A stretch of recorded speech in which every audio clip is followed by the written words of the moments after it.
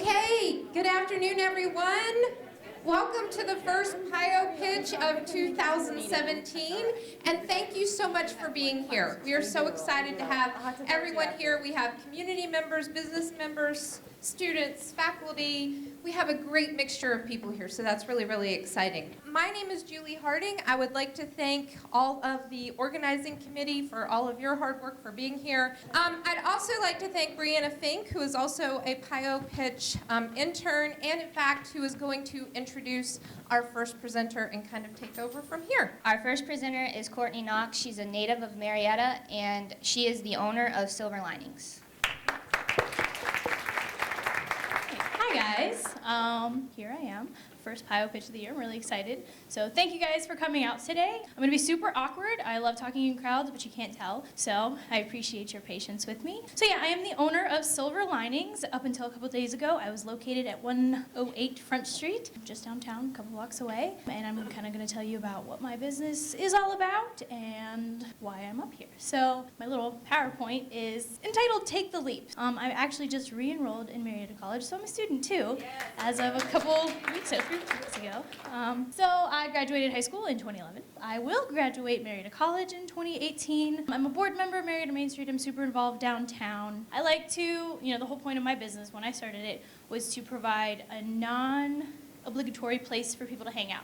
So I had a fancy little tea shop inside my little hippie gift store. Huge Harry Potter nerd. I thought that pertinent to add. So how it all kind of started. I do henna tattoos. I don't know, a lot of people I recognize from events that I've done on campus. So I started doing that my senior year of high school at a local business downtown called Swag. And just kind of like the environment, it also had the hippie cultural gifts from all over the world. I eventually started working part-time, just, a couple hours on the weekends while I was in school. In 2014, I got a small business loan of $7,000 through the Small Business Development Center and Buckeye Hills RC&D. So that process was super easy and kind of sounded kind of daunting when I started it all, but I basically filled out an application. I put together a business plan at 22 years old and submitted it to a committee, and they reviewed it and said, yeah, this sounds like a solid idea. So it wasn't really that hard. After a couple years of that, I was technically a consignor in the business that I was in, so I bought my inventory and I put it in the main shop. The owner of the business kept 20% and the rest of it was mine. So I reinvested a lot of that money and saved a lot of it to eventually purchase the business. The only thing I did not take with me was the name. I didn't take Swag. I took all the displays, all of the inventory, everything that had ever had anything to do with Swag was now mine at 23 years old. I moved it up the street. Swag's at 177 Front Street, and I moved to 108 Front Street and opened Silver Lining. Silver Lining started as just, the hippie cultural. I had fair trade items, so things that were purchased fair trade, not from like a sweatshop in China, but somebody made it, somebody was paid a fair wage for it, and then I resold it in my store. My building also had a little kitchen area, so I opened a tea shop that kind of complemented the cultural, tea from China, tea from India, all that sort of fun things. And then I started to include consignment items. So local artists, local crafters would bring me their stuff. They set their price. They set up their displays if they wanted to. I sold it and I kept a percentage and gave the rest to them. So it's kind of helped other aspiring small business owners to take the next step in their business. I thought that was a good way to interact with my community. The people that I get things from are only from Marietta and like Parkersburg area, so just this area. This is where my business is located. It was 108 Front Street in downtown Marietta, so I was part of the C4 district, meaning the historical downtown area from Front Street up to 3rd Street, Green Street over to Scammell. So it's just one little area that's kind of dictated by historic preservation rules. There are things that help tax credits and rules that apply to signage and things that help keep our downtown looking like a historic area. So some of the things that went smooth and went well for me, I'm 24 years old, so I'm good at social media. Facebook's kind of a thing. Instagram's awesome. I rock that pretty well compared to some of the older business owners who don't necessarily understand how Facebook works. I was involved with every local event that you could possibly be involved in. Sometimes that was to my detriment. I try to participate and I try to do all the things. I sponsored events, the Marietta Area Chamber of Commerce. I was a member of the CBB, I was a member of Marietta Main Street. I got to do the fun stuff of ordering all the things that I wanted to order. I set up all the displays. I made my own schedule. That was all super easy, super fun. Then there were the less exciting things. My building was really large for me. It was 4,000 square feet, where I had before been in a 2,000 square foot building. So I doubled in size, but hadn't quite doubled in inventory and stuff yet. I did have to hire people occasionally. I didn't have like any full-time or part-time employees, but for things like Stern Wheel Festival or the events that happened downtown, I had to try and coordinate other people's schedules with my schedule, and that was miserable. Advertising strategies, that sucked. I tried a couple times to have ads in the paper. I looked into, radio commercials, and those are all really expensive, and the paper just didn't seem to work out for me, so I kind of focused on social media, boosting my posts, sponsoring events and having my name out there, selecting what kind of products would work in my space versus what doesn't work. It was always a trial and error. Even with like consignment, I would let people try for 90 days, and if nothing sold, they would take their stuff back, and that would be it. Yeah, so I'm right across the street from the Lafayette Hotel, so I'm in an awesome location. I can see the fountain from my front door. I'm at the perfect place for all the events, River Roar, Stern Wheel, everything that happens downtown. These are kind of some of the things that I offered. The most important stuff that people really knew me for was the hippie things. I had funky bumper stickers that not everywhere has. I have amber necklaces that people look for, like natural remedies. I had stuff from all over the world. I had a huge section of Thailand, Africa, China. I have Buddha statues for days. I tried to focus on something that nobody else in Marietta had. There's lots of antique stores in Marietta. There's lots of hair salons in Marietta. So I tried to do something different. The consignment options that we had with different companies, people that made their own things. Somebody made pens, somebody made soap, somebody made candles. Everything was as local could be. I had up to 17 consigners at one time, but I had a huge space in the back that I rented out for free community events, paid community events. This was a photography workshop from a really popular local photographer. We had kids events, we had workshops, we had henna things. We had like a monthly do-it-yourself workshop every month, and that was really well attended. We did henna how-to. I did birthday parties. I was like, yeah, people come into my store. So that was really cool. I partnered with other local businesses to put things together, put events together, and people attended them and enjoyed them. Even the things that weren't locally made, I tried to stay as Ohio-based as possible. My logo was designed by Sarah, actually, from Just a Jar. My business cards were printed by Second and On Graphics. I ordered coffee from Columbus. Yeah, I hosted free music, free events, local events to support artists. Megan Galisi is actually a really popular artist, and she put out an album. She was free. People could come and watch her for free on Stern Wheel Weekend at my place. I sponsored the Zombie Fest with a couple other businesses. We put together kids-friendly things. That's something that downtown is trying to work more towards providing more events like that. I helped organize the downtown trick-or-treat, which will actually be a reoccurring event from now on through Marietta Main Street. We had the Ghostbusters. They're pretty cool. There's cash mob events. Every month there is a store that is cash mobbed. It's open to everyone. If you come and spend $10 in a surprise store, you meet at the corner of Front and Butler, and you show up to a store and you help stimulate the local economy, and $10 usually isn't too hard to do. We are actually changing the whole focus of the shop. I'm putting my store on a bus, basically. I'm going to be retrofitting a mini bus to go to festivals, travel around local events. I'm going to focus back away from the consignment and crafty stuff, back to the hippie stuff, and that's my little blue bus. It's kind of bizarre. Everybody thinks I'm crazy. There's a multicultural festival in Parkersburg. There's Stern Wheel Festival, Riverfront Roar, all sorts of events and places to be, and I'm going to try and find like a parking lot to post up in for like consistent hours during the summertime. In the summertime, weather is hot. In the summertime, you can touch the sky. My questions for you guys. What do you look for in a shopping experience? I'm not a necessary business. It's hard to justify, walking downtown somewhere unless you need to eat if you're a college student, or you need to go to Walmart and buy toilet paper. Whatever the necessity is. The next question would be, why do you go places to buy what you need to buy? A lot of us go to Walmart because it's convenient, it's easy. Walmart cares, the proof is in the prices. What are your reasons? I look for low prices when I'm shopping. I look for quality. I buy name brand things because the quality is so much better than off brands. I also look for unique experiences. Like, I had no idea that your business brought in singers, and I would have definitely went to your business, but I had no idea. And I think that was an awesome strategy. And I'm immediately thinking about other related type of things like the sweet shop that has a truck. There would be some kind of interest in the kind of experience of finding finding out what they have that day. In your case would be what kind of particular handmade things you have that day or whatever the particular products was. And so there'd be some kind of like hunt aspect to it. You'd be looking for this something you couldn't get. I'd want something out of a truck, something that would be just less exciting or less kind of personalized getting somewhere else, I guess. Both the local music seems like a fantastic part of the original store. So I guess my question back to you is, how are you going to continue doing that sort of thing from a bus? Are we going to open up the back doors and have a little mini amp, or how's that going to go? I do want to be back in a brick and mortar location eventually. I'd kind of almost put the idea down of continuing like the events and stuff as far as the bus goes, just because it's not a venue. You know, it's a thing that shows up 2 venues. So hadn't given that much thought quite yet. You know, the biggest experience that will happen with the bus is the bus itself. I want people to be able to walk on the bus and not just have like a window, you know, similar to like the sweet shop where they prepare things in and then hand them out. I want people to be able to come onto the bus and, you know, experience the chaos that is my life.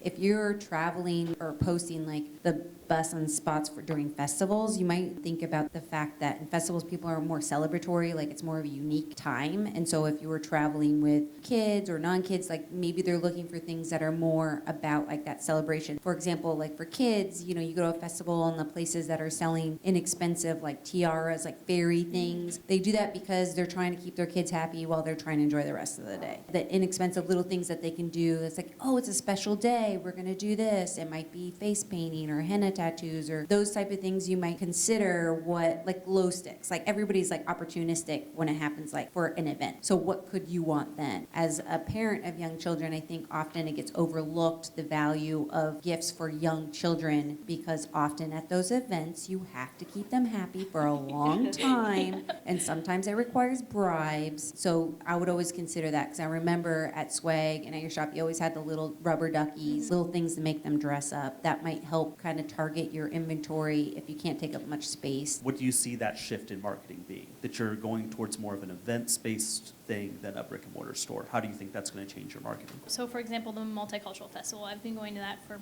6 years now, and they always do a really good job of promoting their vendors and what, you know, the people who are already going to go there, there's already going to be thousands of people who are going to show up there. They're going to say Silver Linings the bus is going to be here, and using my social media and kind of outlining an event schedule that I could have on my website. He's using my website to showcase my products, show where the bus is going to be next. When people go to festivals, they have a little money in their pocket, and it is to keep the kids interested, but it's also they want to buy gifts. And so I'm thinking that if you had some higher end things that in the moment people would say, oh my goodness, that's so cute, and it's made locally, and I can talk about it, even if it's not necessarily festival themed. And the other thing I was thinking, this very second had a shopping experience in Marietta where I have to buy something for a 1-year-old for tomorrow. And so I go to Charlie's, and Charlie says, I don't have anything for 1-year-olds, but go talk to Terry Ann down the street. And I'm like, I'm absolutely going to buy whatever's in Terry Ann's shop, because, you know, it's like so local that I was sent from like one place, and I'm sure you have it, the whole sense of I'm from the locale and I know people in the locale, and let me talk to you about the stories in the locale and the other people, even in a traveling sense, is really compelling to a purchaser. Do you have any specific ideas or plans on how to bring the experience of your business and your brand to these events? I want to turn it basically into a little gypsy wagon. You know, wherever I do show up, whatever events that I'm at, if whatever parking lot I decide to post up in, I want people to be able to come into the bus, onto the bus, near the bus, and want to just experience it. I want them to be able to say like, oh, I went shopping at that crazy bus thing today. Wacky, goony, goofy, spoony, high as a plane or balloony, crazy bus, come on my bus, ride, ride, ride, ride, ride. I want people to, you know, recognize that I'm still the business that I've always been, but I'm just kind of readjusting to meet what they need.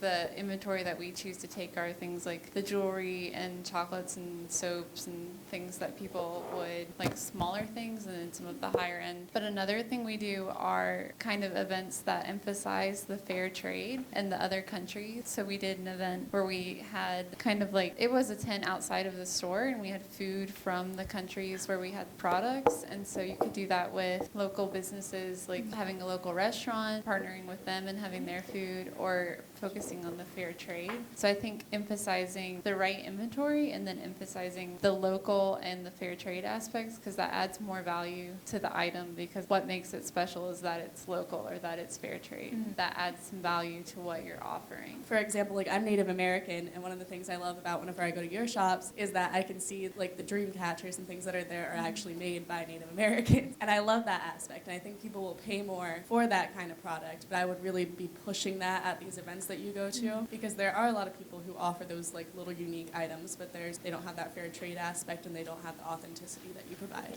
My experience of other trucks up in Columbus, for example, have been that at best it's an 8-month sales time, you know, from maybe April at best through the end of October, maybe November, because as soon as the weather gets bad, no matter how cute your shop is, and if it's not air conditioned or heated, they're not going to want to shop at your place. So do you have a backup plan? I also want to focus on my website a little bit more. I did have an online store, and I want to pay more attention to that because I had maybe 40% of my own inventory listed on there, and I did have some traffic on there, but I really want to push that. And I've been working with a local business that does marketing and pays attention to like Google and SEOs and all these really interesting things I don't understand so much, to try and beef that up a little bit more during those months that maybe, especially like, because I've got really great things for gifts for the holiday time, but like you said, even now nobody really wants to go downtown and shop when you could order on Amazon or you can order online and have it shipped right to you. That's definitely something that I do want to work towards more, is focus on the website. Some of the other buses that I've seen that aren't food-based have very minimal things outside of the truck and really rely on people to actually go inside to shop. The whole idea of going to the festivals, because I've been doing a handful, 2 to 3 festivals every year, even with the brick and mortar locations. Sales based on those carry my business basically for that whole month. So if I hit one festival in June, that pretty much makes up my entire sales for June if I do nothing else. To improve on that, maybe hit 2 or 3 festivals in a month, and even if it's just like a weekend thing, focus on the website and working on that during the week when I know I'm not traveling, and then do the festivals and go to wherever I need to go during the weekends, and ideally that will all balance out over the year.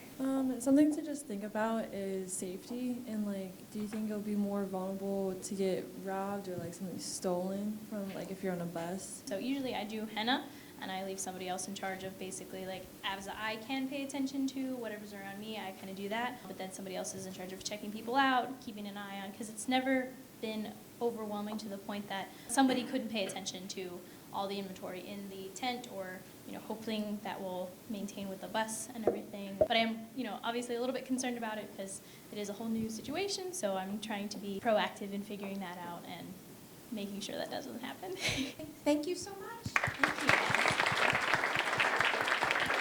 Okay, so our next presenter is Michael Bond. He's the founder of an app called Spoken, and he's been working in Costa Rica to Australia, and now he's in Marietta. Thanks. I like that as the end point here.